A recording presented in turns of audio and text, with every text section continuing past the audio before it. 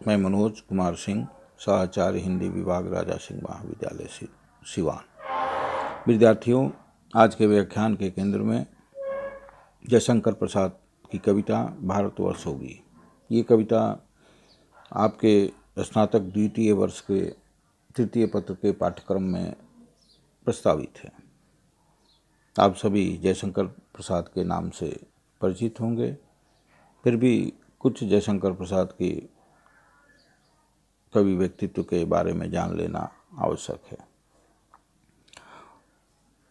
जयशंकर प्रसाद का जन्म वाराणसी में एक वैश्य परिवार में 1889 ईस्वी में हुआ था। सुंघनी साहू के नाम से प्रसिद्ध श्री देवी प्रसाद इनके पिता थे। बहुत अल्प आयु थी, 13 वर्ष की आयु थी, तो उस समय इनके पिता का देहांत हो गया। वे वाराणसी के क्वींस कॉलेज में पढ़ते थे। इन्होंने 8वीं कक्षा तक शिक्षा ग्रहण की थी। स्कूल पिता की मृत्यु के बाद पारिवारिक जिम्मेदारी आ जाने के कारण स्कूल इनका छूट गया। घर ही पर संस्कृत, अंग्रेजी, हिंदी, उर्दू तथा फारसी भाषाओं का उन्होंने अध्ययन किया।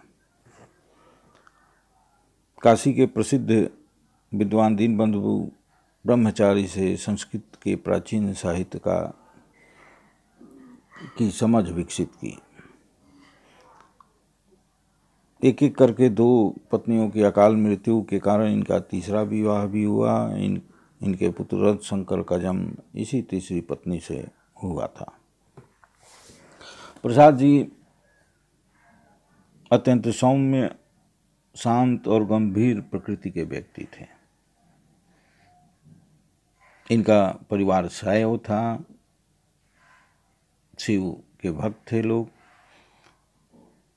इसलिए इनके व्यक्तित्व में शैव दर्शन का प्रभाव स्पष्ट नजर आता है।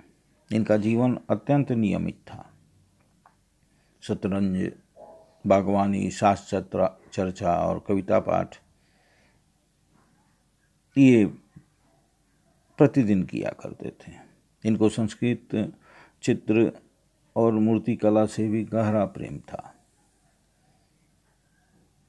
लेकिन अधिकांश समय इनका व्यवसायिक कारोबार की देखभाल में ही व्यतीत हो जाया करता था। जयशंकर प्रसाद, यह तो आप सभी जानते हैं कि कविता की भाषा के रूप में ब्रज भाषा का जो की लोकप्रियता थी, उस लोकप्रियता के प्रति आकर्षण जयशंकर प्रसाद को भी था। इनकी प्रारंभिक रचनाएं ब्रज भाषा में ही है। खड़ी बोली हिंदी को कविता के माध्यम के रूप में उन्होंने बाद में स्वीकार किया। कानन कुसुम और प्रेम पथिक इनकी प्रारंभिक रचनाएं हैं जो ब्रज भाषा में है। छायावाद की जो मूल प्रवृत्तियां, जिस लक्ष्य को लेकर छायावादी आंदोलन अग्रसर हुआ, उसका सर्वप्रथम दर्शन इनकी पहली रचना झरना में होता है।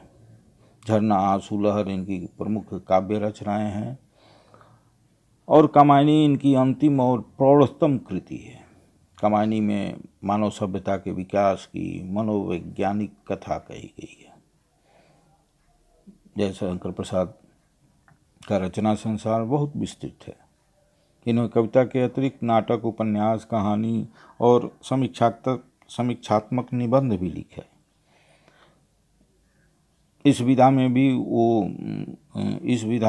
इन गद्य की विधाओं में भी वो निपुण थे। नाटक के क्षेत्र में इनका स्थान सर्वोच्च था। नाटक को विधा के रूप में संस्कृत साहित्य के बाद, संस्कृत साहित्य में बहुत नाटक लिखे गए थे, लेकिन हिंदी साहित्य में नाटक एक विधा के रूप में आधुनिक काल में स्वीकार की जाती है। उसका उपयोग आरंभ होता है। भारतेंदु ने इसका उपयोग किया, क्योंकि नाटक दर्शकों से सीधा संवाद करता है, जनतांत्रिक विधा है। इसकी ताकत को भारतेंदु ने समझा और जयशंकर प्रसाद, बाद में जयशंकर प्रसाद ने भी समझा। उन्होंने नाटक, बहुत से नाटक लिखे। इनके नाटकों के सुंदर गीत इनके कवि हृदय के परिचायक हैं। ये जो भारतवर्ष है ये स्वतंत्र रूप से लिखी गई कविता नहीं है, ये स्कंदगुप्त नाटक में संकलित गीत है, नाटक का अंश है। इन्होंने उपन्यास और कहानियों में भी गद्य काव्य सा लालित्य नजर आता है। जयशंकर प्रसाद की भाषा संस्कृत निष्ठ खड़ी बोली है। इन्होंने अपने काव्य में प्रतीक विधान और लाक्षणिक शैली का प्रयोग कर अपने सूक्ष्म भावों को मूर्त रूप प्रदान किया है। कल्पना की मनोरमता, भावुकता और भाषा शैली की प्रौढ़ता को इनकी रचनाओं में सर्वत्र हम देख सकते हैं। आंसू से लेकर इनकी सभी मुक्तक प्रबंधात्मक रचनाएं गीति शैली में मौजूद है। गीतात्मकता की यह प्रवृत्ति इनके ख्यात महाकाव्य कामायनी में भी मौजूद है। 48 वर्ष की अल्पायु में क्षय रोग से सन 1936 ईस्वी में इनका देहावसान हो गया। प्रसाद की रचनाएं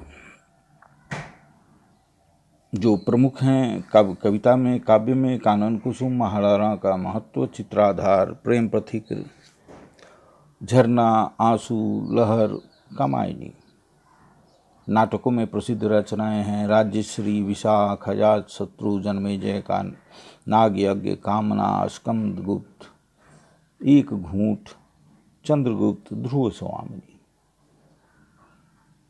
उपन्यास इनके 3 प्रमुख है, कंकाल, तितली, इरावती। कहानी संग्रह इनकी जो प्रसिद्ध हुए छाया, प्रतिध्वनि, आकाशदीप, आंधी, इंद्रजाल। निबंधों का संग्रह जो प्रकाशित हुआ है काव्य और कला तथा अन्य निबंध शीर्षक से प्रकाशित हुआ है। इन सभी बातों के बाद अब हम कविता के संदर्भ पर आते हैं। कोई भी कविता अपने समय और समाज की अपेक्षाओं से गहरे स्तर पर जुड़ी होती है। छायावाद आंदोलन में प्रसाद जिन विषयों को लेकर सामने आते हैं, भारत वर्ष के अतीत के गौरवपूर्ण इतिहास को, गौरवपूर्ण प्रसंगों को सामने लाकर जो गौरव का भाव प्रसार करना चाहते हैं, वो अनायास नहीं है। उस दौर में आप सभी को मालूम है कि अंग्रेजों का शासन यहाँ पर कायम था। इसे ऐतिहासिक शब्दों में औपनिवेशिक शासन कहा जाता है। अंग्रेज अपने शासन को जायज़ ठहराने के लिए, अपने शासन को वैध ठहराने के लिए यहाँ एक ऐसी इतिहास दृष्टि के साथ इतिहास लिखने का चलन आरंभ किया जिसमें भारत के इतिहास के उन तथ्यों को जो मानसिक रूप से लोगों को हीन प्रमाणित करते थे, उन्हीं तथ्यों को उन्होंने अपनी इतिहास दृष्टि का मूलाधार बनाया। वो भारतीय इतिहास के उन तथ्यों को सामने लाकर उस समय के लोगों के सामने यह प्रस्तुत करने की कोशिश की कि हम यहाँ शासन करने आए हैं, तो इसलिए शासन करने आए हैं कि यहाँ जो आप इतिहास देख रहे हैं उसमें ये प्रमाणित होता है कि यहाँ के लोगों को शासन करने नहीं आता है, यहाँ के लोग असभ्य हैं, यहाँ के लोग अशिक्षित हैं। हम यहाँ पर आए हैं, हमने यहाँ के शासन की बागडोर इसलिए ली है कि यहाँ पर हम शासन करके यहाँ के लोगों को सभ्य बनाएंगे, शिक्षित बनाएंगे। स्वाभाविक है इसके कारण लोगों के मन में उस समय जो स्वाधीनता आंदोलन का नेतृत्व करने वाले लोग थे, उन्होंने उनकी समझ इसकी वास्तविकता को वो समझ गया कि ये पूरी योजना के साथ इस इतिहास दृष्टि को ब्रिटिश सत्ता ने, औपनिवेशिक सत्ता ने विकसित की है। औपनिवेशिक सत्ता और संस्कृति की स्थापना जब होती है तो इस तरह की इतिहास दृष्टि से अस्मिता का संकट उत्पन्न हुआ। नवजागरण के उन नायकों ने, स्वाधीनता आंदोलन के नेतृत्व करने वाले लोगों ने, उपनिवेशवाद के समर्थक ब्रिटिश इतिहासकार की भारतीय इतिहास संबंधी अवधारणाओं से टकराते हुए अपनी अपनी इतिहास दृष्टि का निर्माण किया। उपनिवेशवाद के जो समर्थक थे, जो ब्रिटिश सत्ता को जायज़ ठहराने वाले इतिहासकार थे, उन्होंने भारत पर ब्रिटिश साम्राज्यवाद के आधिपत्य को भारतीय इतिहास की तार्किक परिणति सिद्ध करते हुए भारत के अतीत को पिछड़ा और अंधकारपूर्ण सिद्ध कर भारत पर ब्रिटिश सत्ता के आधिपत्य को आधुनिकता से जोड़ रहे थे। उनका मानना था कि ब्रिटिश राज ने ही भारत को आधुनिकता की देहली तक पहुंचाया है। स्वाभाविक है भारतीय अस्मिता समाप्त करने के लिए अंग्रेजी सरकार की ओर से भारत के इतिहास को तोड़ मरोड़ कर पेश करने की कोशिश की गई। इस उपनिवेशवाद ने, इस ब्रिटिश सत्ता ने एक ओर तो भारत के प्राचीन इतिहास को खोज कर एकत्र किया और दूसरी ओर उपनिवेशवादी सत्ता को अवैध कब्जे को जायज ठहराने के लिए किया। यह षड्यंत्र था उपकार के आवरण में अपकार का षड्यंत्र। भारतीय अस्मिता को एक बड़ा खतरा इस इतिहास दृष्टि से था। स्वाभाविक है इस इतिहास दृष्टि के विपरीत स्वाधीनता आंदोलन के नेतृत्व करने वाले लोगों ने एक प्रति इतिहास दृष्टि विकसित की। और यह आकस्मिक नहीं है कि अधिकांश लेखक किसी न किसी स्तर पर इतिहासकार भी थे। प्रसाद भी इतिहासकार थे। इतिहास को देखने का एक नई दृष्टि इन्होंने विकसित की थी। ये स्वाधीनता नवजागरण के दौर में, स्वाधीनता आंदोलन के दौर में यह इतिहास दृष्टि, प्रति इतिहास दृष्टि जो अंग्रेजों की इतिहास दृष्टि के विपरीत विकसित हुई, ये अद्भुत देन मानी गई है। इस वह इतिहास दृष्टि है जिससे अपने को मुक्त करके उसके विरुद्ध वर्तमान में इस्तेमाल करने की कला आती है और भविष्य के लिए स्वप्न दृष्टि भी मिलती है। इसलिए औपनिवेशिक और साम्राज्यवादी दृष्टि को समझे बिना नवजागरण के उन नायकों, उस समय के कवियों की इतिहास दृष्टि और परंपरा बोध को नहीं समझा जा सकता। प्रसाद के यहाँ जो अचानक इतिहास के मिथकों का, ऐतिहासिक घटनाओं का, ऐतिहासिक पात्रों का जो उपयोग मिलता है इतिहास के तरफ गमन कर, प्रसाद जो इतिहास के स्वर्णिम पक्षों को सामने लाने की कोशिश करते हैं, इस कोशिश के पीछे यही प्रति इतिहास दृष्टि है जो औपनिवेशिक इतिहास दृष्टि के विरुद्ध में अपने इतिहास को देखने का एक अलग नज़रिया विकसित करते हुए आगे बढ़ती है। भारतवर्ष कविता भी उसी प्रति इतिहास दृष्टि का परिणाम है। वो भारतवर्ष जिसे अंग्रेज अपने इतिहास दृष्टि के माध्यम से अपने इतिहासों में यह प्रमाणित कर रहे थे कि यह भारतवर्ष अशिक्षित है, असभ्य है, यहाँ कुछ भी नहीं था, हम आए हैं तो सब कुछ करेंगे। उसके विरुद्ध यह भारतवर्ष कविता उसके विरुद्ध भारत में सब कुछ था उसको प्रमाणित करती है कि भारत के अतीत में जो अंग्रेज जो बता रहे हैं वही नहीं, वो सत्य नहीं है। भारत का अतीत स्वर्णिम था। अंग्रेज बल्कि प्रसाद ऐसे इतिहास दृष्टि संपन्न कवियों ने यह प्रमाणित किया कि अंग्रेज के आने के बाद यहाँ की स्थिति बिगड़ गई। सुधरने के जगह उल्टी गति पर भारत विकसित होने लगा, उल्टी गति में, उल्टी दिशा में विकसित होने लगा। उसके पहले भारत का विकास सही दिशा में जा रहा था। भारतवर्ष भी उसी अंग्रेजों की विकसित इतिहास दृष्टि के विरुद्ध प्रति इतिहास दृष्टि का परिणाम है। उस समय के लोगों के मन में कभी अंग्रेजों ने जो हीन भावना बैठा दी थी, उस हीन भावना को अंग्रेजों ने अपने इतिहास दृष्टि के कारण जो लोगों के मन में यह हीन भावना बैठा दी थी कि अंग्रेज सभ्य हैं, अंग्रेज विकसित हैं, अंग्रेज को शासन करने आता है, वो यहाँ पर शासन करेंगे तो हमें भी विकसित कर देंगे, हमें भी सभ्य बना देंगे, हमें भी शिक्षित कर देंगे। अंग्रेज बहुत सामर्थ्य हैं, अंग्रेजों के पास अंग्रेज श्रेष्ठ हैं, वो यहाँ पर शासन करेंगे तो हमें भी श्रेष्ठ बना देंगे।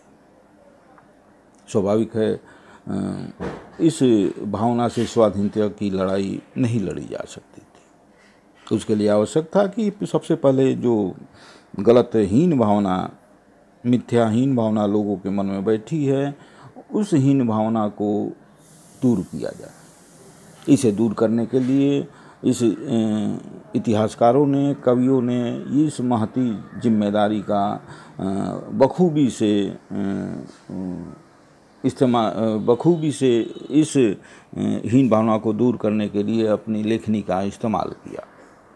भारतवर्ष भी उसी हीन भावना को, लोगों के मन में जो ग्रंथि बैठी हुई थी कि भारत में कुछ नहीं था, भारत कमजोर है, भारत असभ्य है, उस हीन भावना को दूर करने के लिए प्रसाद ने भी इस भारतवर्ष कविता की रचना की। भारतवर्ष की कविता की रचना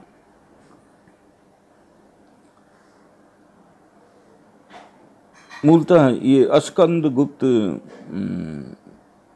नाटक का अंश है।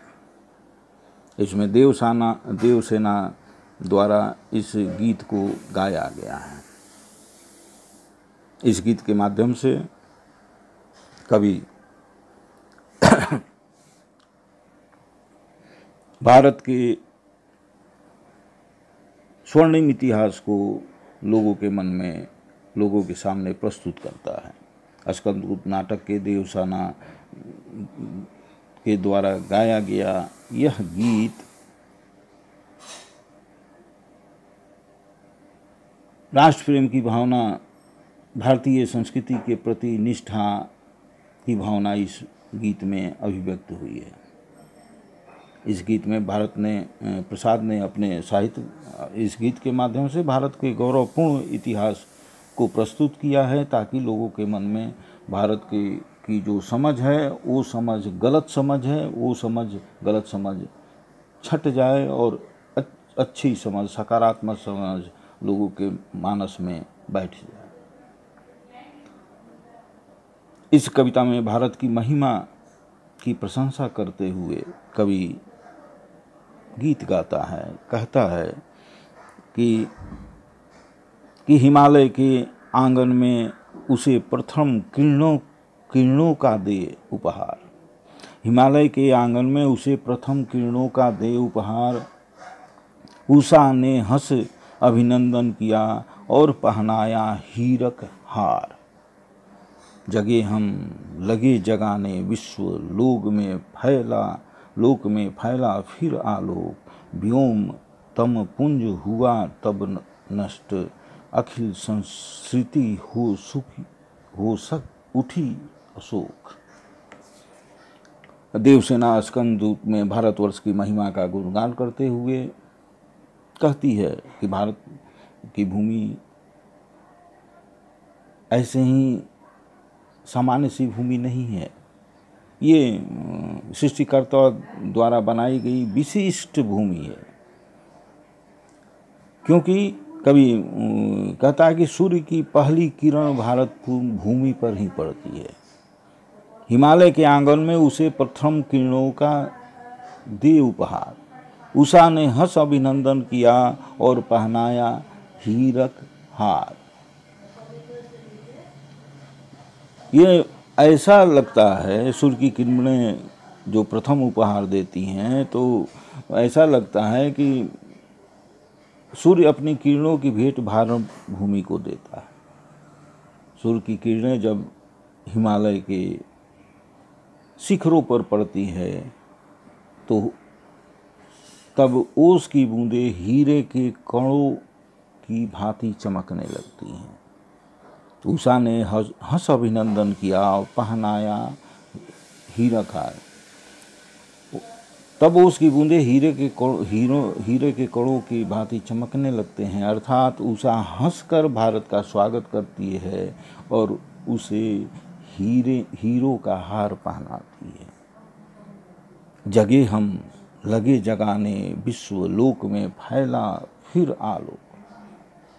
हम तो सबसे पहले ज्ञान का उदय इसी धरती पर हुआ। भारत में ही सर्वप्रथम ज्ञान रूपी सूर्य का उदय हुआ, वेद पुराण की रचना हुई, जिसके बाद हम संपूर्ण विश्व में ज्ञान का प्रचार प्रसार करने लगे।